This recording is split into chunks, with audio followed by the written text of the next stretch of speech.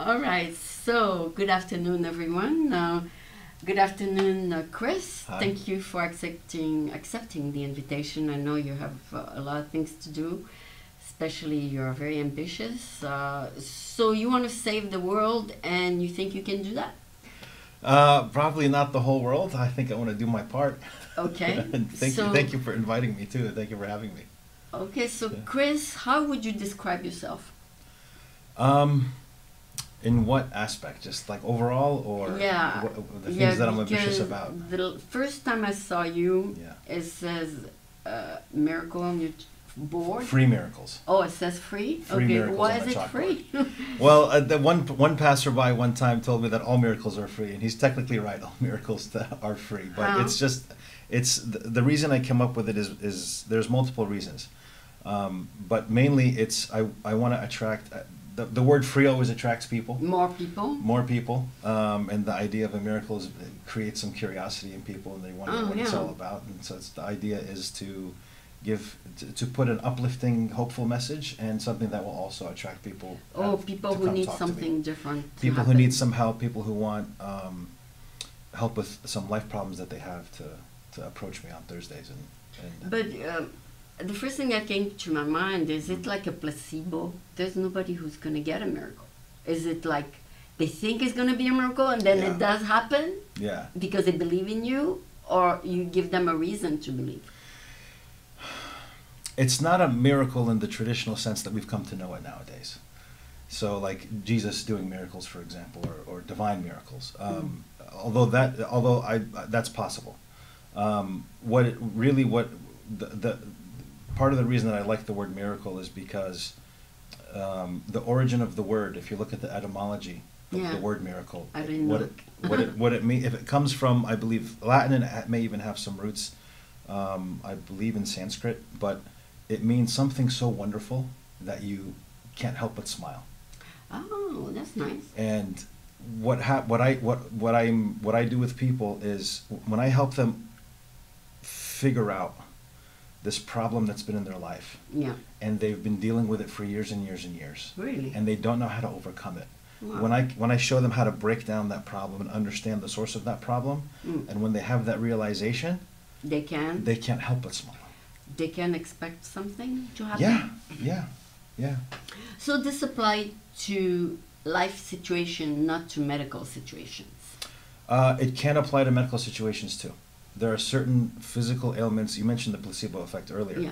There are certain physical ailments that we bring upon ourselves because of certain beliefs that we have, Yeah. and stresses in our life that come from those beliefs, Oh. and that manifests in physical Ourself, ailments in in our our health. physical body and our health.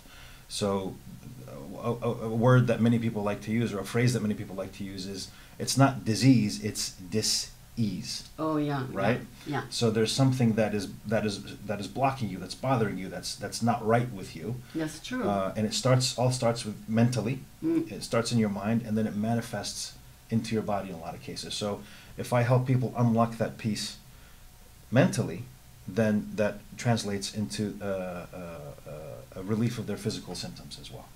Okay, well, I'm a little bit older than you, and what I Yeah. noticed is that if I remove the cause of my stress, Yes, my health gets better. it's 100% true. You mentioned the placebo effect. Mm. And it's something that we talk about it in our conversations. It's kind of like dismissed, but it's something that's really profound. I mean, when you look at medical studies that are done, Mm. and there's a 30% cure rate in the group that has the placebo. Mm. Like, people kind of overlook that, Mm. but it's huge. Like, you're mentally correcting your health. Oh. Just because you believe that you're taking the medicine, your physical health gets better. And the placebo effect it affects cancer. Like, there are studies that have shown that the placebo effect cures cancer for people. And a lot of what I'm doing is a combination of it incorporates a lot of spirituality into our sort of pragmatic life too, or the normal life that we go about every day. And if you want to relate it to religion, like Jesus, in a lot of his miracles, when you look at Christianity, people that receive miracles from him it's because they believed that Jesus could cure him. And he says that to a lot of people. If you read the Bible, your belief has cured you, your faith has cured you, your faith has cured your son, right? Jesus says a lot of these things, and what I'm finding is what he's talking about effectively is kind of like the placebo effect, right? Or what we just talked about now, where you get rid of the stress, the source of stress in your life, and you feel your body get better. So it's all about, everything in this life is about what we believe. Okay, but it doesn't address only to Christian. No. Okay, No, it could be someone who believes in Buddha. You could be Buddhist, you could be Hindu, you could be Muslim, you could be Jewish. It doesn't matter. You tell them whatever you believe in. Yeah, the belief in the work that I do, your religious belief doesn't make a difference.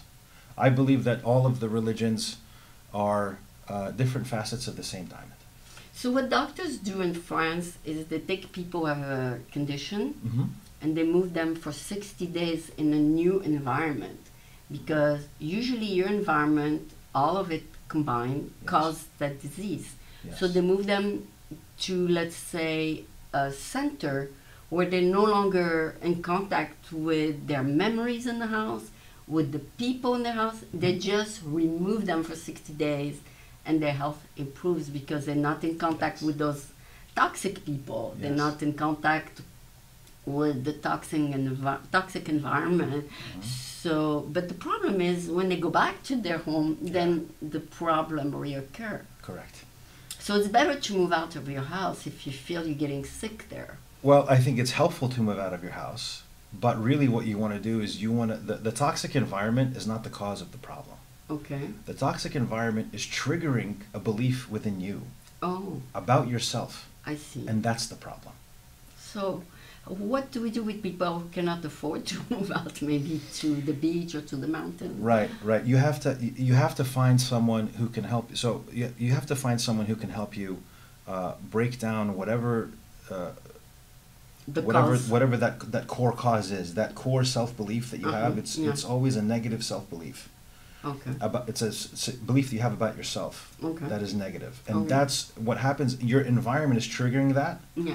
And it may be that you grew up, and the way that you grew up, you adopted this core belief. Yeah, you have to distance yourself from that. Well, you have to get rid of it. It's just a belief. Okay. Right? It's not the truth of who you are. Yeah. It's the belief. And these beliefs could be something like, I'm not worthy of love.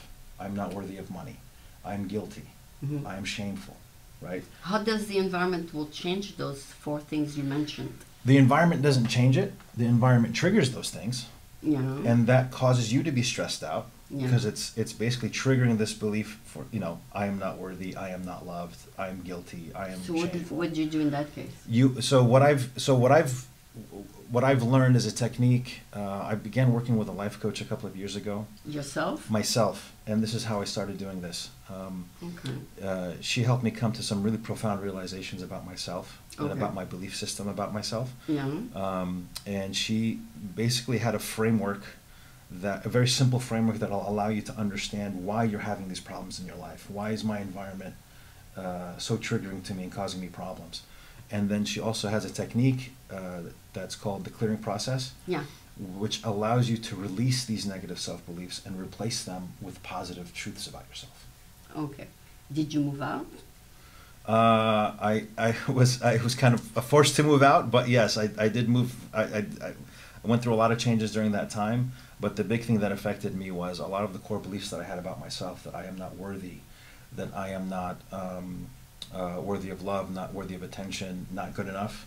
Things that I adopted from when I was a child because of the environment that I was brought up in and the relationships that I had. She allowed me or showed me how to let go of those beliefs, and that completely changed how I interacted with the world around me, and it didn't matter at that point what environment I was in. So you didn't take a course to become a life coach. She taught you how to be one. My initial coach worked with me and helped me come to these realizations. And then the first time I worked with her, the part of the clearing process involved me saying some affirmations to myself. And the first notion that she worked with me on was that I'm not good enough. And I had to say the words to myself that I am good enough. Why did you believe you're not good enough? You're doing good, right? Yeah. There was no reason for you not to. Well, where I got that belief was I was probably 7 years old. Ah. And I had studied really hard for a math test. Oh. I brought it to my father, and I was really proud that I got an A on it. And I think he was proud too, but he wanted to push me even more. Oh, wow. And so when I showed him that I got an A on this math test, one of his responses was, "Why didn't you get an A plus?" No kidding. Yeah. Why did your father do that? I think his intention was to try to push me to get better. Now, he didn't communicate it I don't think he communicated it in a really good way, because the minute he said that to me, it kind of deflated me as a child, because I had studied really hard, and he is always wanting me to get good grades. He wants you to I got an A, be better. yes, and I got an A, but then when he came and said, "Why didn't you get an A plus?" that told me, the way I interpreted it as a child was, oh, no matter how hard I try, it's never going to be good enough. I'm always going to have to go further and further and further to please my father or to be good enough. And so that gave me the belief that no matter what I do, I'm not going to be good enough. And when you graduated, you didn't feel that way anymore, right?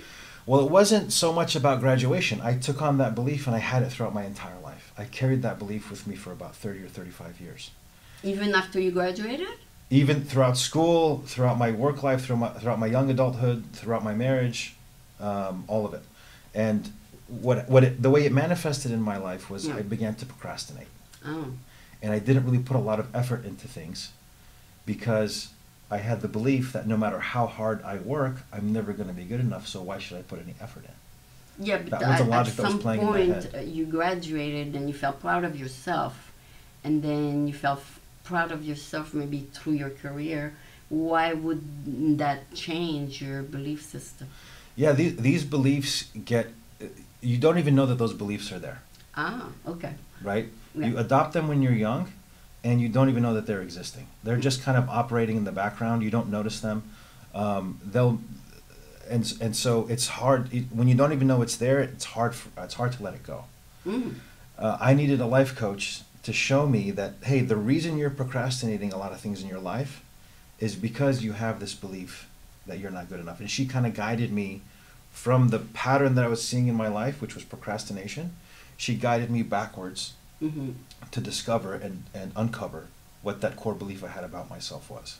And then through her guidance, I was able to release it. And now you change direction in your career? Yes. And that's what you think you're more fit for? I know it. Oh, you do? I know that this is what I'm meant to do. Okay, so people come to you and they have 10,000 problems. Sure. So where do you start? With the home life, with the money, with the personal relationship? Where do you start? I start with whatever is the most important problem for them. Like their The health? biggest one. Like sometimes it's finances. Sometimes it's career. Sometimes the majority of time it's I wouldn't say the majority. A lot of times it's relationships. Oh. So whatever the biggest pain point is for the individual, that's where we start. Yeah. And you walk them back, see where that problem started? Yes. And just with the magic wand, they remove it, or it's more difficult than that? Sometimes it's like that. Sometimes it happens instantaneously. Other times it takes some time for them, because these are beliefs that we've been carrying with us and operating with for many, many years. And it's very hard to release them. Sometimes it's very hard to release them all at once. You know the saying of how do you eat an elephant? One bite at a time. Sometimes the trauma is so big that you have to take it one piece at a time. Other times it depends on the individual as well, but they can release it right away. Okay, so all life coach do miracles? I don't know.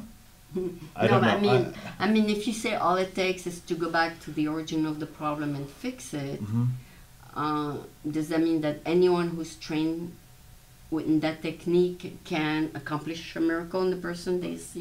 Yes. So anybody who is trained in the clearing technique that I've been trained on, I think they can do what I can do. Yeah. Okay. So, because when I go networking, there's a dime a dozen life coaches. Yes. And everybody say I'm a life coach. Yes. But which one are the good ones and which one are just not as good? So I think one way to figure out if a life coach is a good life coach is if they are teaching you how to become what you want to become. Okay. So there's a lot of people that will tell you what to be, and you'll hear that a lot of times online. You get it from, maybe you get it from therapists a lot, where, hey, be this way, or try doing this, or try doing that. And that's to me, I've tried that myself. I've worked with a few therapists over the years, and they're always giving me actions to take. And these are actions that I have a hard time taking. This is my problem is taking this action. Okay. So, like if you're procrastinating something, like there's a project, take the first step of that project, or take the smallest chunk of that project that you can do comfortably without a lot of resistance. Oh.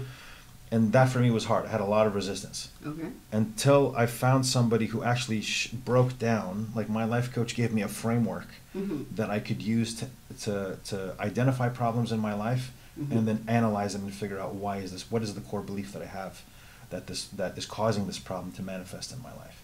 And so I think a good life coach is one that will teach you how to resolve your problems, and give you a framework, or give you some sort of a guide on how do you resolve the problems that you're experiencing in your life. Okay. And then ultimately, the last step, which is crucial, is ultimately they have to teach you how to get rid of that belief about yourself that's causing all of these problems. Okay, so at the beginning of the interview, you said you do everything, health, profession, Yes. and everything. But there are some coaches that specialize in health, like health coaches. There's executive coaches that specialize to coach CEOs and executives. Yes. And so there's different types of coaches. You cannot be all of them, right? You can address all of those areas, because all of those areas stem from the individual themselves. Okay. Right? So if you're, like, let me give you a couple of examples. One woman came to me on a Thursday at the Ferry Building with a problem that she would only get to a certain place in her career. Then she would lose her job with that company and have to move to a different company and start over again. Oh, it was a recurring problem? It was a recurring problem. These negative core beliefs that we have always manifest in a pattern. Oh. The reason they manifest in a pattern is so that you can recognize the pattern and know that there is something, hey, wait a minute, how come this thing keeps happening to me over and over again, right? I reach a certain point in my job, and then I have to get a new job, right? This happens several times over in people's, or my relationships always end up the same way. I always feel the same in my relationship, my romantic relationships. Okay. It may be a pattern with your mother or your father, or a family member that keeps the same argument recurring over and over again, right? So our negative core beliefs always manifest in patterns, so we can recognize what the pattern is and know that there's something there that keeps repeating that we can work on. But the example that I wanted to give was, one of them is career-focused, one of them is relationship-focused. The career-focused one, this woman came to me and said, I always get to a certain point in my career, then I end up losing my job, I get another job, and I have to start again. I get to a certain point, and then I lose my job again. So how did you fix it? So the way we analyzed it was, I asked her how she felt about when she would get to that plateau in her job, what was the feeling that she had? It turns out she had a feeling that she was getting too much. She felt that her colleagues were jealous of her or upset at her because she was gaining favor with the boss. Oh. And she would self-sabotage her work at that point. And quit. And she would get fired. Oh, fired. Yes. Okay, that's even she worse. would stop producing quality work because of this fear. So when she starts low in a company, she does quality work, and that allows her to go higher, move up in the company. But when she gets to a certain point, this fear of being vilified by her colleagues for being too much of the boss's favorite causes her to sabotage her work. And so when we identified that, I asked her, what was the first time that you ever felt this way? And the emotion that she got at work was the same emotion that she would get from her mother-in-law. And every time she got close to her husband, her mother-in-law would get jealous and upset and cause things to sabotage that relation, not work.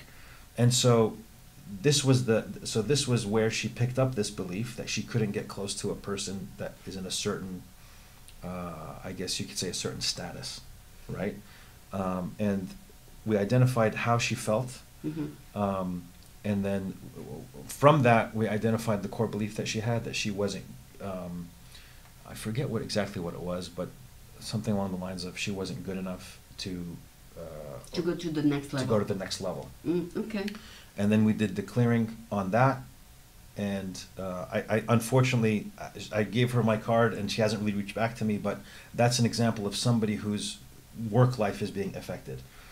Another example of someone whose personal life is being affected is I had a girl come up to me again at the fair building. She had a relationship. She had problems in her relationships with her boyfriend and with her work husband. Do you know what a work husband is? No. It's a person of the opposite sex that you get very close to at work. Oh, okay. Yeah. Okay. Very, So you get into a close. she spent too much time with that person. Well, she had the same problem in both relationships. She wasn't really cheating or anything. She just had somebody at work that she was very close to, and she had her boyfriend. Right? She wasn't doing anything improper, but she had the same problem in both of those relationships. They were both kind of rocky relationships at the time. And when I asked her how she felt or what was the problem in those relationships, she came back and expressed that she felt that she was unseen by both her boyfriend and her work husband. So what did she do? Well, we figured out, we traced that back to this feeling of being unseen stemmed from her parents.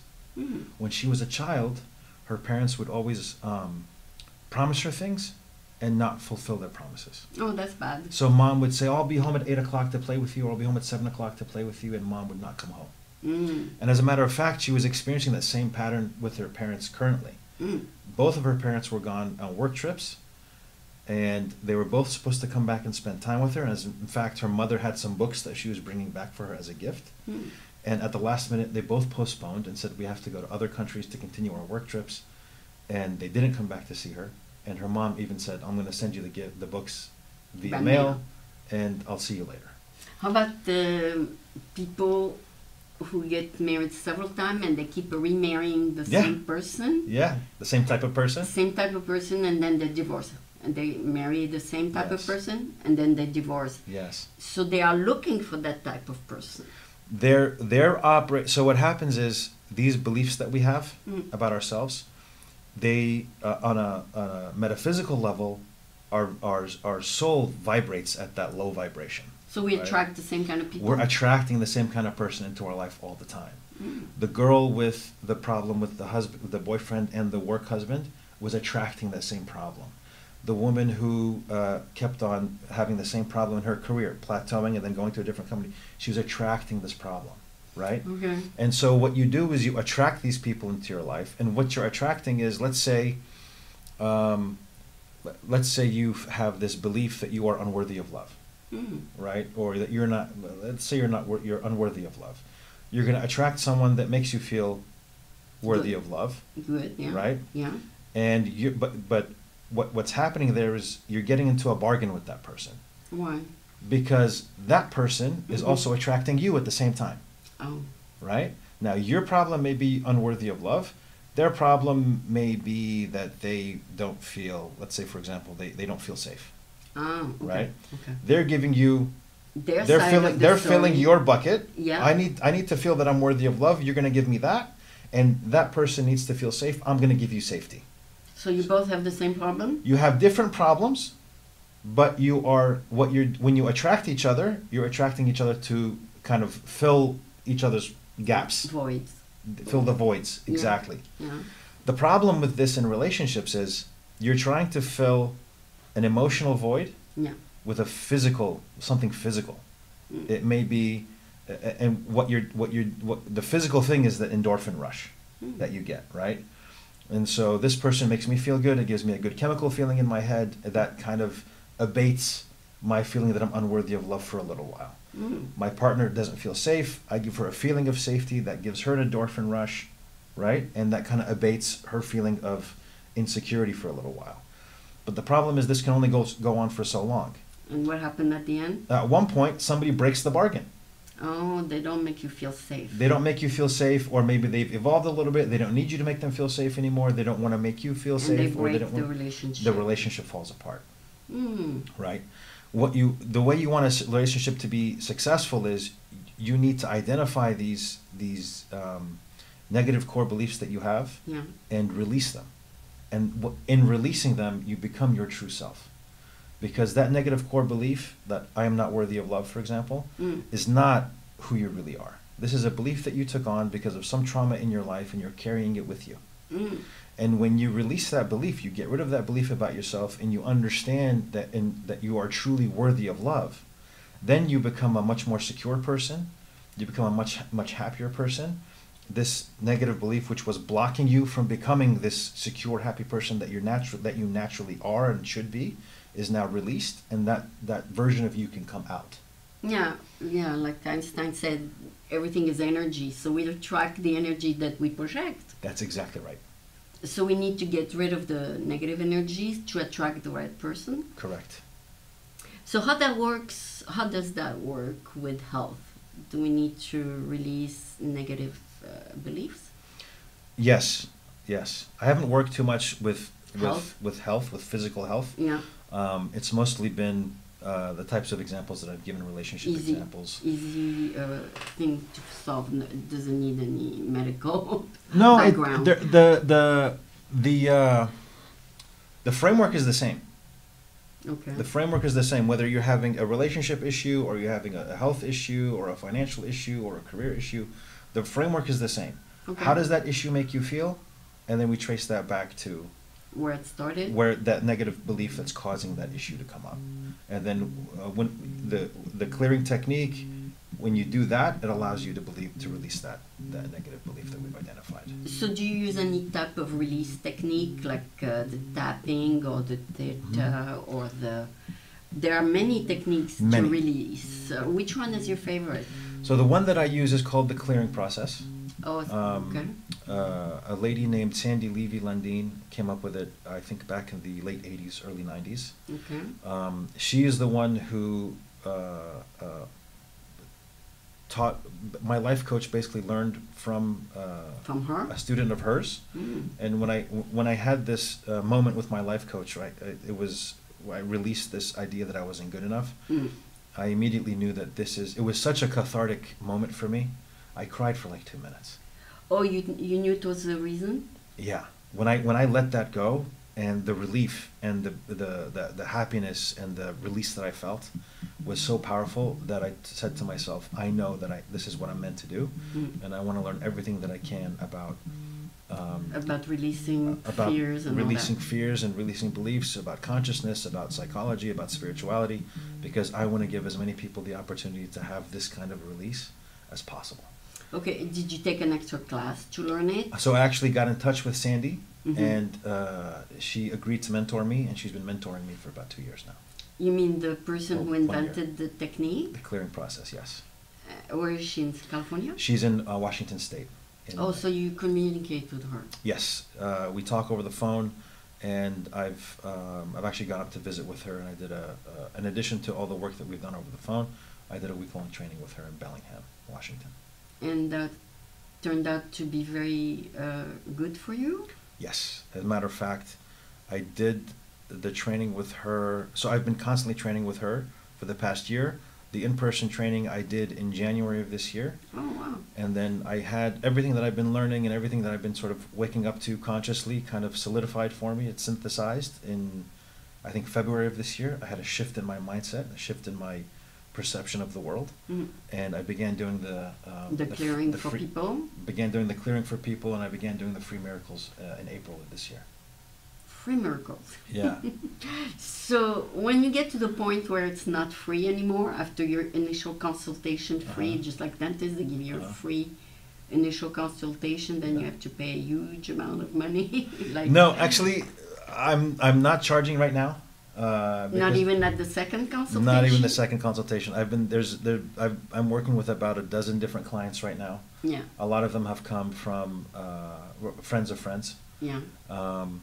And so I do the free miracles on Thursdays at the Ferry Building. I give people my card if they want to follow up with me. So you give them a 5-minute consultation? No. It's a full-on, I sit with them, I break down whatever the problem is, I do a clearing with them there on the street. The whole thing? The whole thing. Oh, wow. So you can see only a few people per day?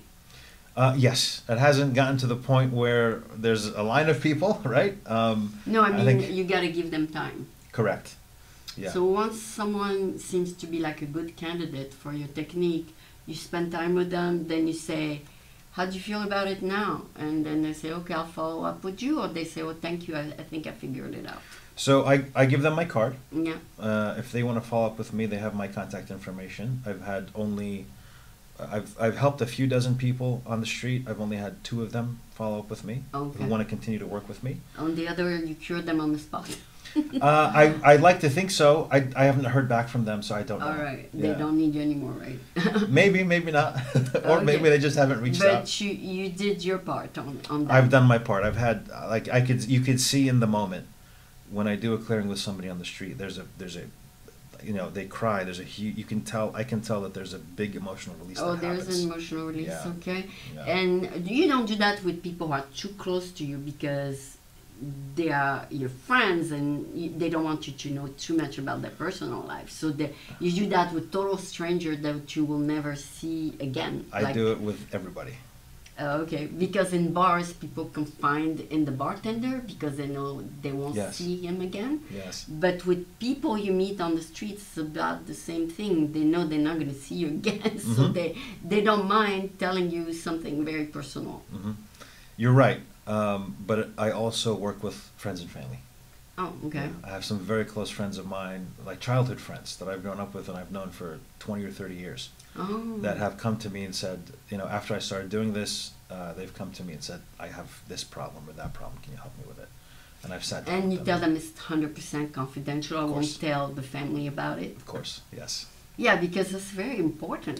It's extremely important, not only because the individual is sharing very intimate, Confidential, yeah. very confidential information or experiences about their life, but it can have an effect on other people's relationships. Like very often, a lot of our traumas are caused by our parents.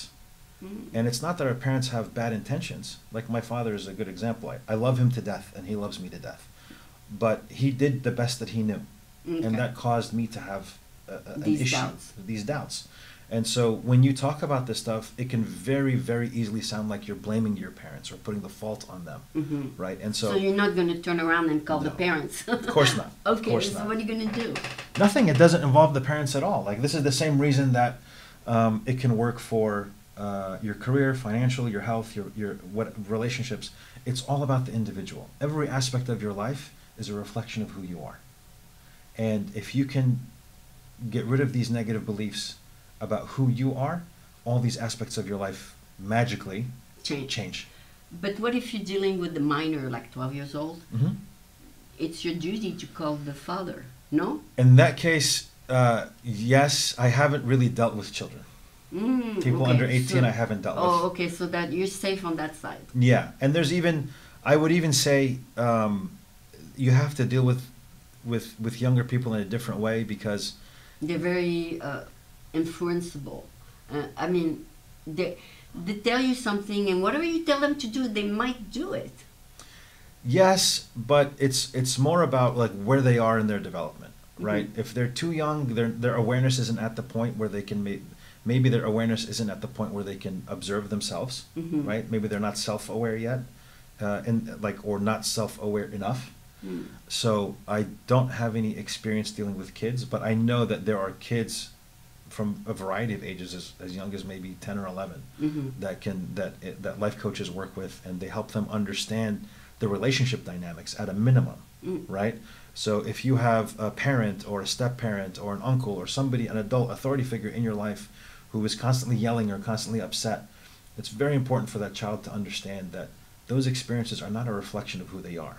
Because that's how traumas happen, right? When my father asked me if I didn't get an A+, I got the feeling that I wasn't good enough. If I had a life coach around that time, they would have I could have gone to them and said, hey, this made me feel really, really bad. They would have educated me on, look, this is really your father's belief Not yours. that he's projecting. Doesn't say anything about you, doesn't mean anything about you. Your father is afraid that you're not going to be good enough. It doesn't mean that you are not good enough. How about kids in school, like they're 13, 14, Yes. 15, and in school they teach them the woke culture. Ideology, yeah. Yeah, and they tell them, oh, if you don't feel like a man yet, you can become a girl. Yeah. And Elon Musk's oldest son became a girl. Yes. So now he's doing everything in his power to change the school system that inculcates beliefs in boys' mind, and that it's wrong to teach these kids that they can change. They were born one way. Why should they change just because their body is changing? I agree. I think the core problem is telling people what to think. Yeah, that's... And we're brought up in a society where we're told what to think constantly. By our parents, by schools, by churches, by governments. We're brought into a world where we're told what to think. Everybody tries to impose their ideas on you. Correct. And we're never given a chance to think for ourselves. Okay. Even from an early age. No, because we don't have too much data yet in our brain. It doesn't matter. What you want to teach people is how to think for themselves and discover that data for themselves. Oh. Right? Interpret that data for themselves. What if they don't have it in there yet? Everybody can. Yeah? Yeah, everybody can. Even from a young age. I mean, you can have children as young as, 6 or 7 years old. Yeah. Figure out problems and make decisions for themselves on things that are at their level. Okay. One example I can give is my son, when he was 5, started having homework from school.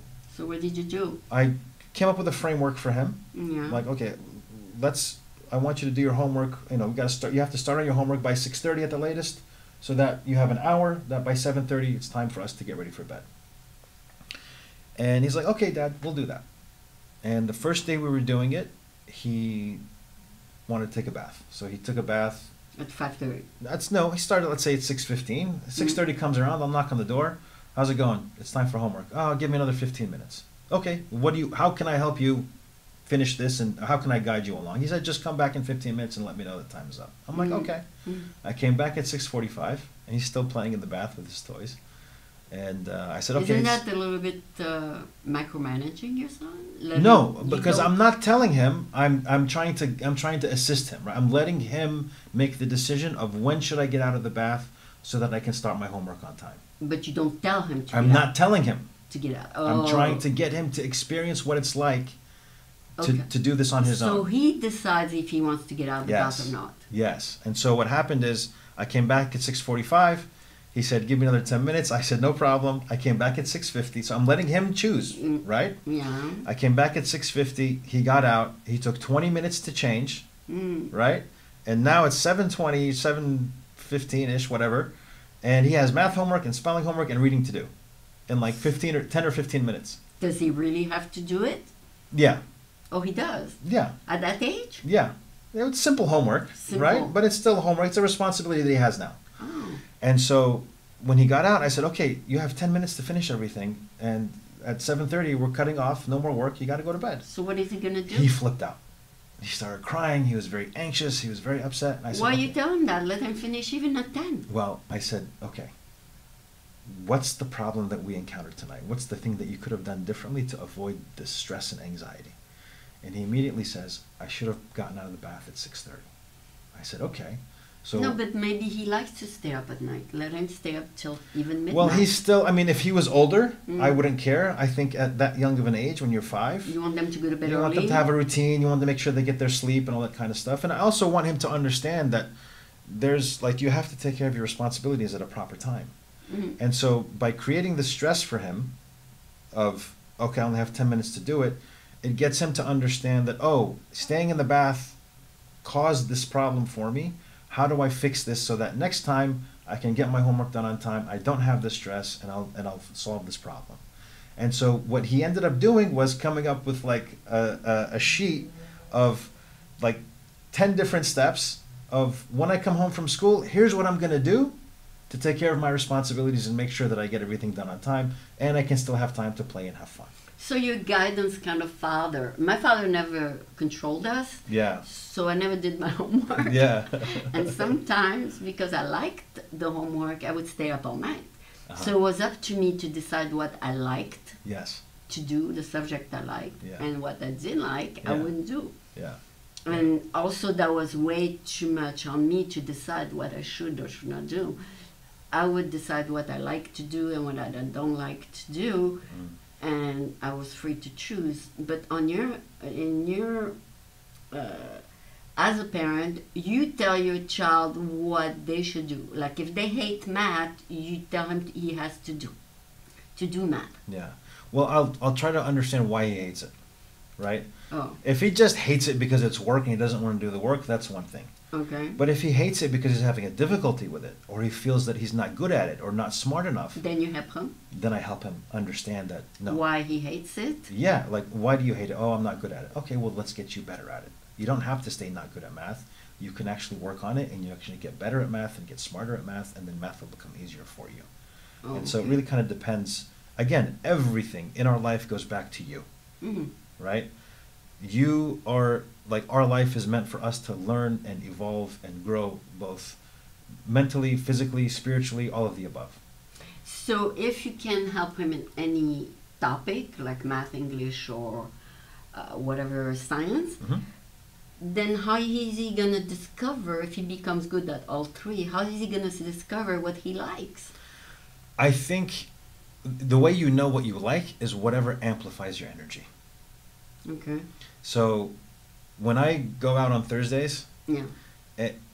even if I don't help anybody, if just a couple of people You come still by feel and say, I love your sign, or keep doing what you're doing, or they just ask me about it and say you're doing something great, that makes me feel amazing. Like, my energy goes through the roof. Oh. There are some nights where I can't even, I'll get home by like 5 or 6, but I can't sleep until 11 or 12. Because you feel good. I am so energized. Oh. And I think this is what we as human beings, we have to follow our we have to pay attention to our bodies and our energy and our spirit. So you should let your son do the same. Let him feel good when he does poetry, and let him be lousy in math, and so what? Well, my job is to give him exposure to as many different things as possible, Yeah. so he can discover what he loves and what he likes on At his what own. age?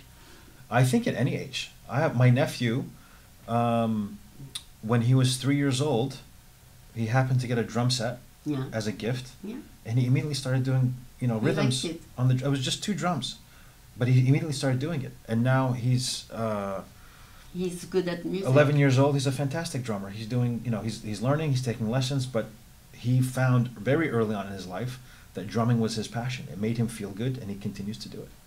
Also, a lot of photographers became good photographers because somebody gave them a camera one day. Yeah. So it depends what happened when you're young. If somebody gives you something that makes you good at art, or something that makes you good at photography, then you like it and you become good at it. Not necessarily from a teacher, but from a personal. I think it's within us. Yeah. Whatever our passion is we have a purpose. Each of us has a purpose in this life. Mhm. And But whatever. the gift you give to your children is up to you, not up to them. That's true. Right. And that's why I look at my job as my responsibility is to expose my children to as many things as possible. Expose them to photography, expose them to music, to different musical instruments, expose them to different sciences, literature, experiences in the world. Maybe they like sailing, maybe they like running, maybe they like racing, piano, who knows. My job as a parent is to expose them to as many things as possible, and hopefully One of them will fit. one of them will light a spark within them, and they'll want to pursue that. So if they do find out what it is, you leave them alone? Yeah. Oh, okay. Yeah. Yeah. You let them pursue that. I let them pursue whatever they feel brings out their energy and brings out their passion. Yeah. And that could happen at 12 or at 17. Could happen at 6, it could happen at 3, it could happen at 12, it could happen at 50 or 40. So for you it happened later. For me it happened later, yeah. Oh, okay, Yeah. okay. So how are you going to develop this into more than one morning a week? Mm-hmm. Are you going to develop it? Yeah, so I would, right now I have my 9 to 5 job, which I'm fortunate enough that I have my own business. Yeah. And I'm fortunate. So you can do your own hours. I can do my own hours, and I have an amazing team of managers and employees at my business that do a great job of running it, Mhm. and I can kind of limit my time there, Yeah. and I can spend my Thursdays at the Ferry Building. Perfecting your craft? Perfecting my craft, and I'm right now I'm working on documenting my framework, documenting the process itself. Who approach you more, the women, the old, the young, or all kinds? All kinds. I've had homeless people approach me. I've had women approach me. I've had men approach me. I've had kids approach me. One kid came. And it's the same system for all? Same thing applies to everybody. We all work the same way. Oh, wow. Okay. Yeah. All right. So if I meet someone who has a problem, I tell them you might try life coaching. Yeah. Yeah. Life coaching might be the answer. Yeah. Yeah.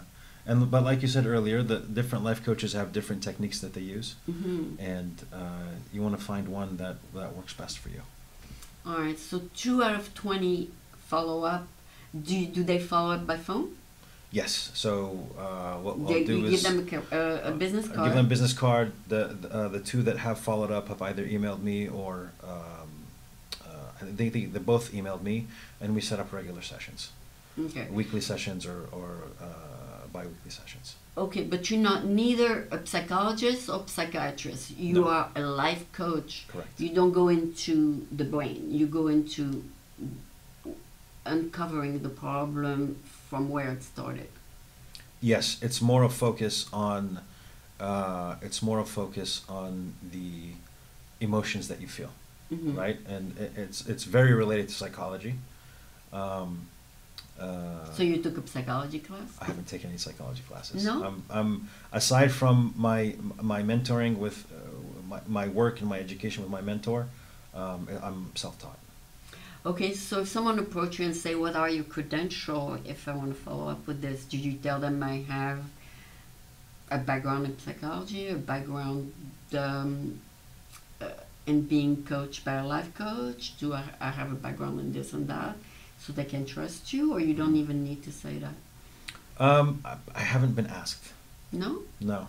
If it's free, I don't ask you, but if I'm start paying you, I want to know what your credentials. That may happen. It has crossed my mind whether or not to get licensed. Okay. Having the letters, as people say, behind your name is always helpful. Okay. And I've actually thought about getting a psychology degree just so that I can be more credible. Not more credible, but more versed in the terms of art and the structure of psychology. I think that would be helpful. So let's say you create the webpage. Sure. Create miracle. What is it? Miracle for the world. The world needs miracles. The world needs miracles. So you create a website. Yeah.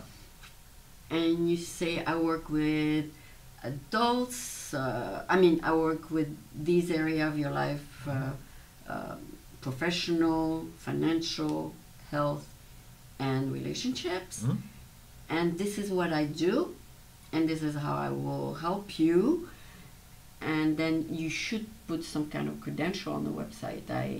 I've been successful with 100 people before, for example. Yeah, I've actually, yes. So I have thought about putting together a website. I need to do that. I'm still very early on in all of this.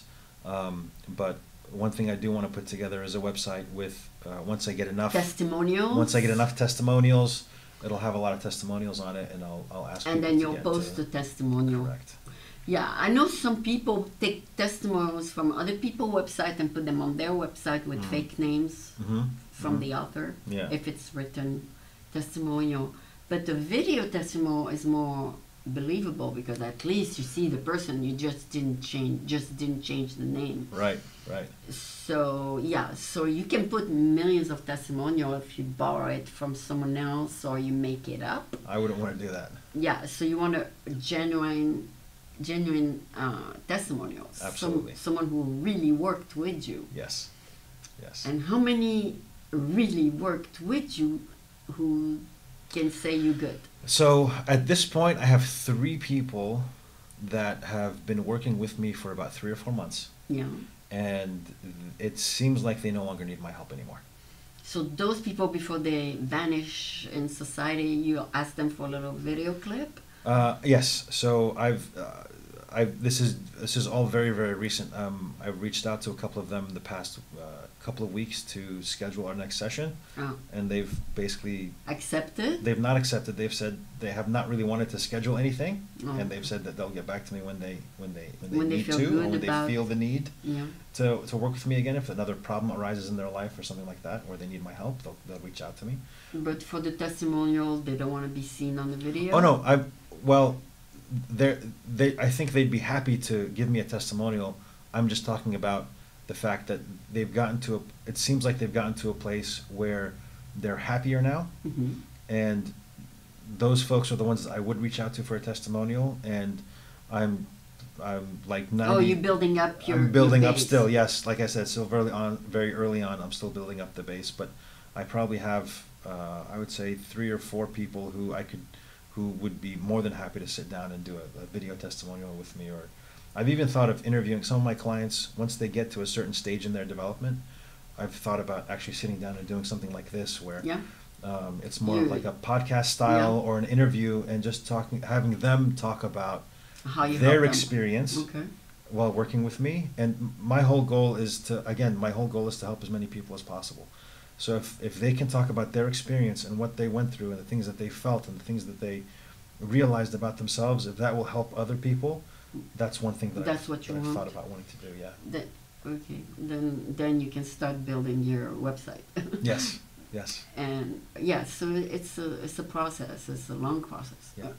So these people hopefully don't change phone numbers over the years, but you'll be able to get a few to say yes to you. I think these people I will stay in touch with these people for a long time. Oh, okay. Yeah. Sounds good. Yeah. It's not just family members, right? No, it's not family members. I have people that I'm working with in different parts of the country. I have a client in Dallas. I have a couple of clients in Alabama. I have people in Washington State. I have people in So they the found Bay Area. you when they were visiting San Francisco? So my mentor has referred a couple of people to me. I've had friends refer people to me. Yeah. That's mainly where it's coming from. Okay. Yeah. Referrals are the best way to build up your clientele. I think that's part of the reason why people haven't asked for credentials. Oh, okay, because it's by referral. It's come by referral. It's come from it's come from friends that are trusted, and people kind of. But it's not really a miracle, because anybody can do what that lady did. What's her name? Sandy? Sandy, yeah. So you're doing what she does. So it's not a special gift that you have. It's really something you learned. It's something that I learned. I would argue with you that people who go through the clearing with me the first time Mm-hmm. would tell you that the experience It's can good? be a miraculous experience. Wow. Yeah. Okay. So you Yeah. think there is a miracle there somewhere? The miracle is the person letting go of. So let me give you an example. The very first person that ever came up to me on Thursdays Mhm. at the Ferry Building Mm-hmm. was a young girl who was having. I think her name was Rainan, Mm-hmm. and she was having a problem with her career. Okay. Her problem was she's in med school, and she was not. She said that her problem was that she knows that she can put more effort, Mm. but she's not doing it. And I started digging in with her, and I asked her why she's not doing it. And she said, "I don't know." I said, "It's usually something you're afraid of." Hmm. And she came back and said, "I'm afraid of failing at the end, putting in all this work and all this effort and failing at the end." Okay. So that's keeping her from putting the additional effort that she wants. That has she a might desire to fail put in the end? Yeah. And so I asked her when the first time was that she felt this. And she said she remembered exactly when it was. She was 7 years old, and she forgot to capitalize the I in internet on a spelling test, Oh, and she felt like a failure in that moment wow. when she got the test back. That little of a detail? Mm-hmm. Mm-hmm. And we did the clearing. How old was she then? She no, 7 no. years old, I think. But now, how old? Now she was probably in her 20s. Okay, not Yeah. that old then. Yeah. But we did the clearing, and as part of the clearing, she had to say the words that I am a success. Mm. And when she said that, she started crying.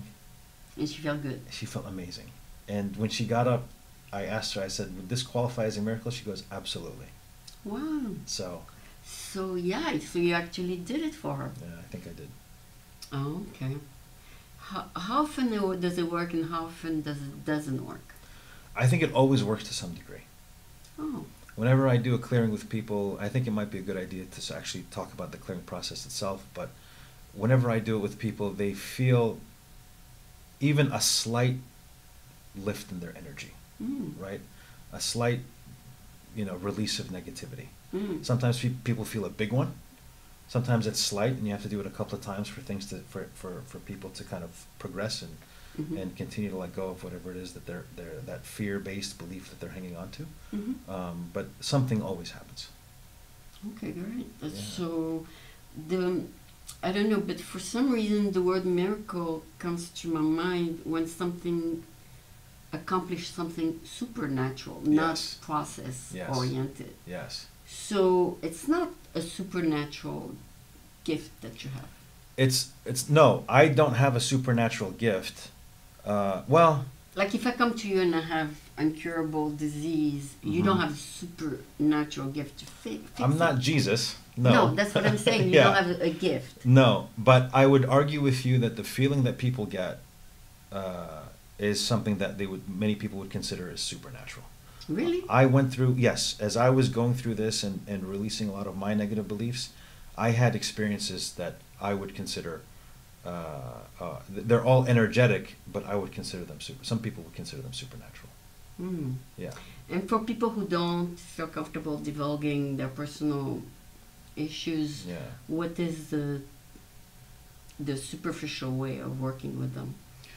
I will take you as far as you're willing to go. Oh, okay. So some people just want to be private, but If you work want to be with them. private, yeah, you can. I mean, really, if you want to be private, you can.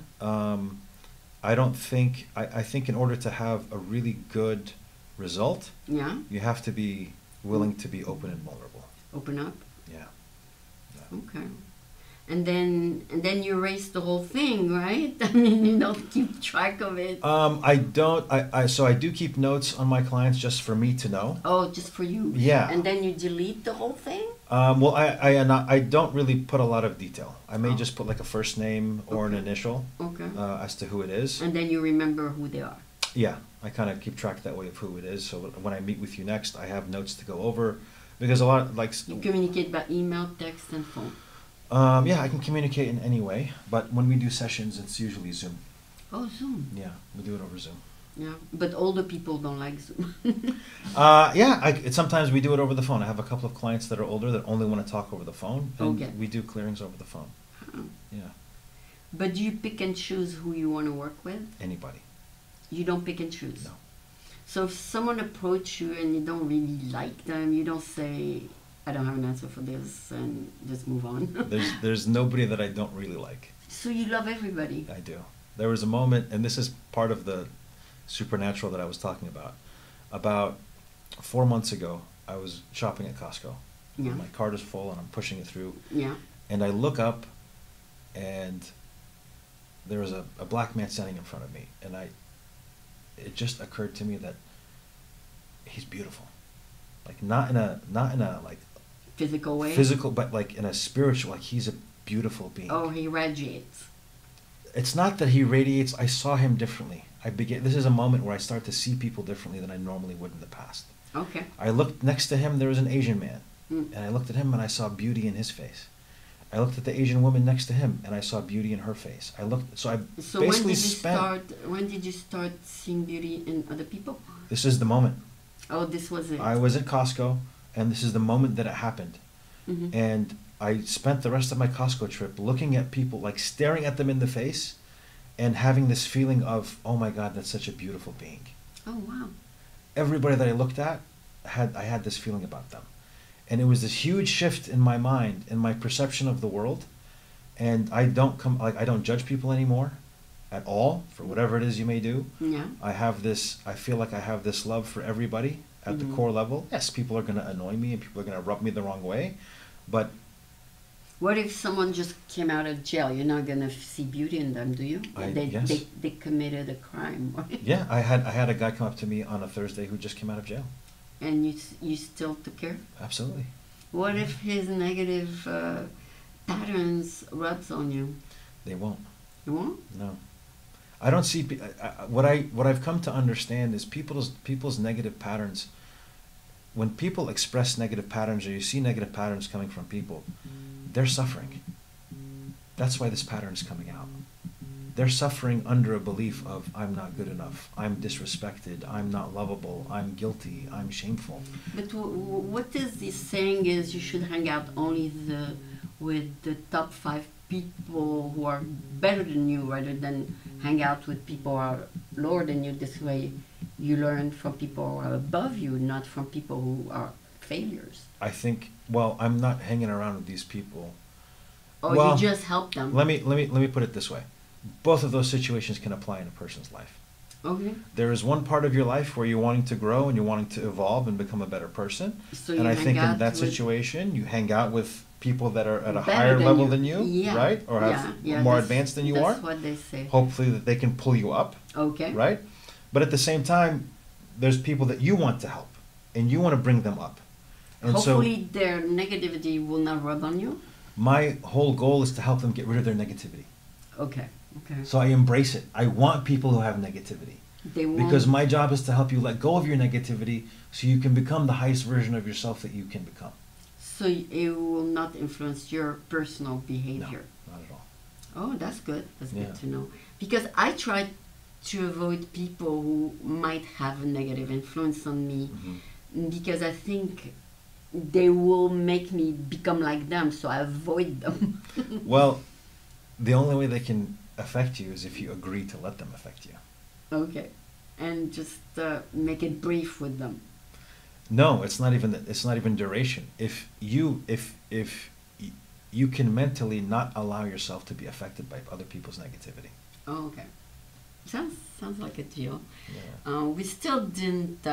Okay, give me one case of someone who had a health problem and how you help that person become better health-wise. Someone comes to I you. haven't helped. This is a good friend of mine. I haven't helped him. I haven't followed up with him to see how his health is done. But I definitely found a correlation for him. Huh. So I have a friend who suffers from tinnitus or tinnitus, which is a ringing in the ears. Okay. Okay. What happens is his eustachian tubes that connect his ears to his throat become inflamed, and they close, and fluid can't drain right, and it causes a ringing in his ears. Okay. So he was really suffering from it one time, and He came to see you. he called me. He lives in Southern California. He called me, and it was really bothering him and causing some tension with his family. And I asked, what happens? And he says, nothing. I feel that I'm useless. This ringing is so debilitating to me. When it gets bad, when it flares up, it's so debilitating that I'm useless. I just lay on the I can't couch and communicate with people. I can't do anything. I can't get anything done. I just feel like I'm useless. Oh. And he ends up laying on the couch all day long until this calms down. Is he a working person, or is he unemployed, or is he what is It's he? it's just useless in general. Not his work in or general, not. Just in like general, okay. he can't help around the house. He can't help with the kids. He can't do work. He can't do anything. He's completely useless. He becomes This is how he feels. incapacitated. Yes, Okay, incapacitated. That's exactly right. Yeah. Okay. So I asked him, when did the tinnitus start? Mm.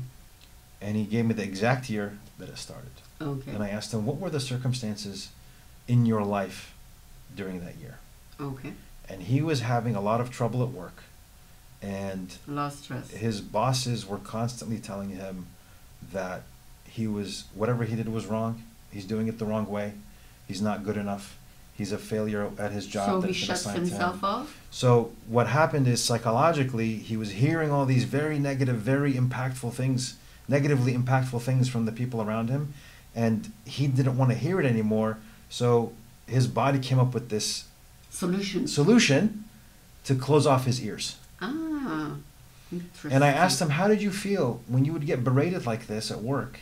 How would it make you feel? And he goes, it made me feel useless. Yeah, I would simply put headphones. Yeah, but this is you wanted an example about health, and it all goes back to our beliefs and our emotions. Mm.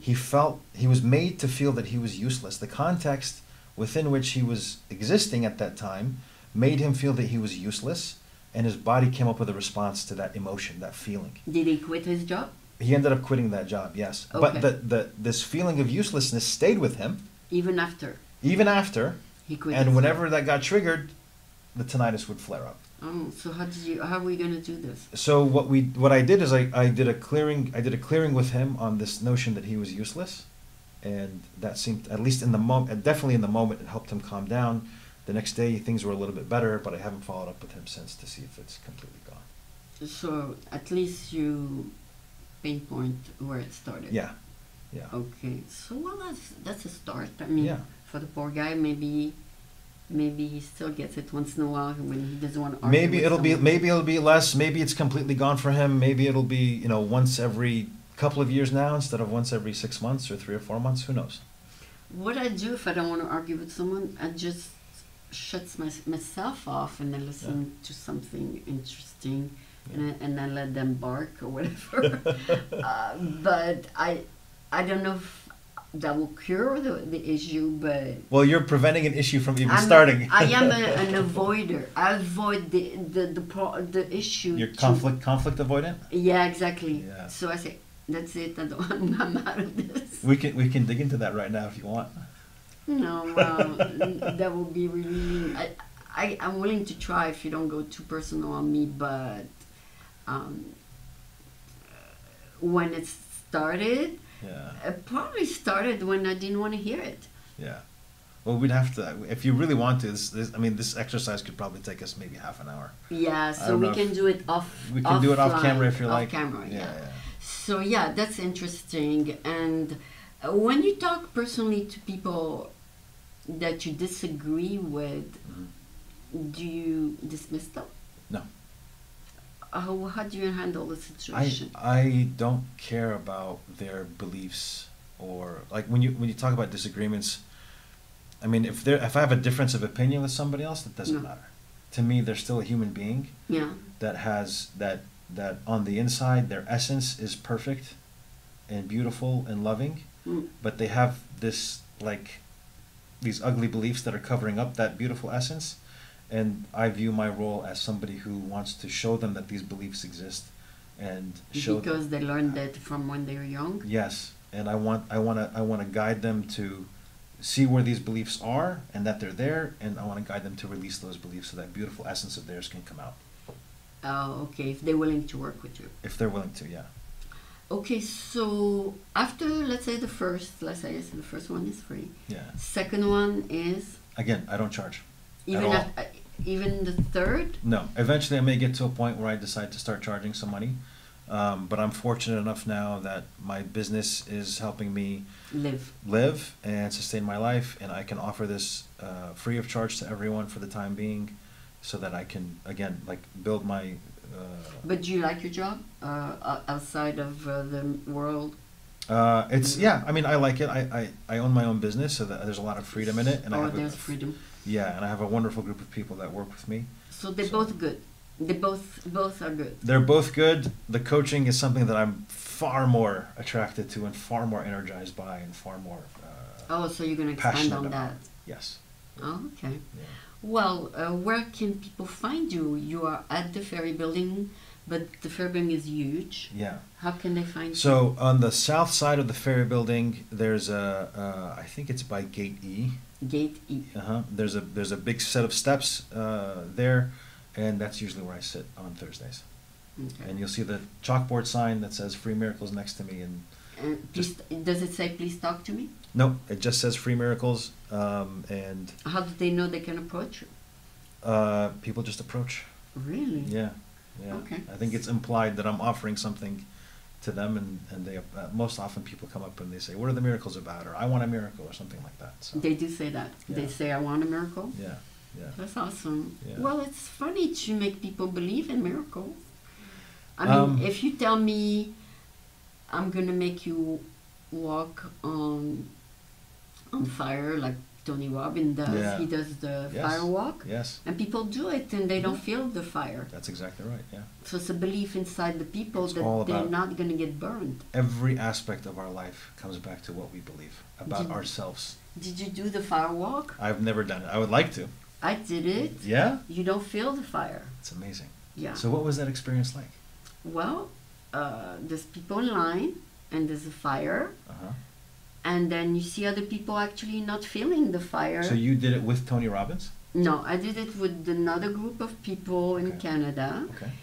And then when it came my turn, I saw that the other people did not burn. So I said, I can do it. If they didn't get burned, I'll Right. do it.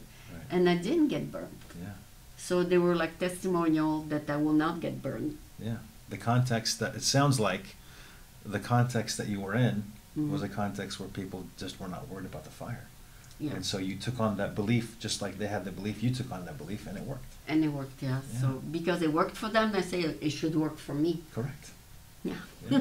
So anyway, that was really a miracle for me. And I thought, well, if it's not going to burn me, Yeah. it Again, should. it's everything, all this entire existence, all of it comes back to what we believe, and what goes in our mind. Oh wow! So that's a good way to end. But I expect. Okay, so let's go back just 1 second. Yes. You say world. Are you going to change the world? I think I want to help the world. I think you change the world by changing the people. The people make up the world. People who understand English first. People who understand English first, yeah, that's the language that I operate in, so yeah, that's going to be the first one. But I think you change the world by changing the people in it, and you can change the people in. You have to change the people in it individually. You can do it individually, one-on-one. You can do it individually in a group setting, but the people themselves have to change. And once we get enough people to change, once you get a critical mass of people to change, then the world changes with them. Can you change like your head of state, like Putin or Zelensky, who are warmongers? They're all human beings. And you can change them. I think you can change them. Then contact them and let's end the war, right? Well, I mean, the United States is the one that's kind of allowing this to happen everywhere in the world. So it's hard to I think contact the top leaders, right? We gotta contact the people that are running the U.S. That too, yeah. So go ahead, go for it. Yeah. So I don't know if they want to change though. Oh, they know they are doing something right. They think they're doing well. I don't know if they're doing. I don't know if they know that they're doing something right or wrong. But it seems like they're pretty adamant about doing what they're doing. So yeah, they're adamant and they're all wrong. yeah, I would agree with you. They are wrong. But in order for somebody to change, they have to want the change. Oh. And the people that see the free miracle sign, they are people who want to change, and that's why they come up to me. Is they want to have some. They have something that's so painful in their life that they want to change it. Would you contact someone that you want to change? That I want to change? Yeah, if you see someone is a key person in the world, would you contact them to change them? Yeah, I would. I'd offer them the option. They have to. I would open the door. They have to walk through the door. Okay, sounds good. Yeah. Yeah, you can lead the horse to water, but you cannot make them drink. That's exactly right. Yeah. Okay. Yeah. So thank you so much, Chris. That's your name. Yes. And so, Chris, what would your website be called again? I forgot. So I don't have a website yet, but I'm on Instagram and I'm on X. So Yeah. on Instagram, I am at The World Needs Miracles. The world needs miracles. And you X, provide the miracle. yes, I'm providing some miracles. Okay. And then on X, it's at Free Miracles. At Free Miracle. Yes. Awesome. Yeah. So thank you so much. It's been very educational, I would say. And I look forward to hear more about you through maybe new testimonials. And Yeah. I guess you can always let me know of your progress in there. Yeah. Yeah. And thank you so much. Thank you for having me. This is fun. Thank you. Yeah. Ooh, do the click here. Gotcha.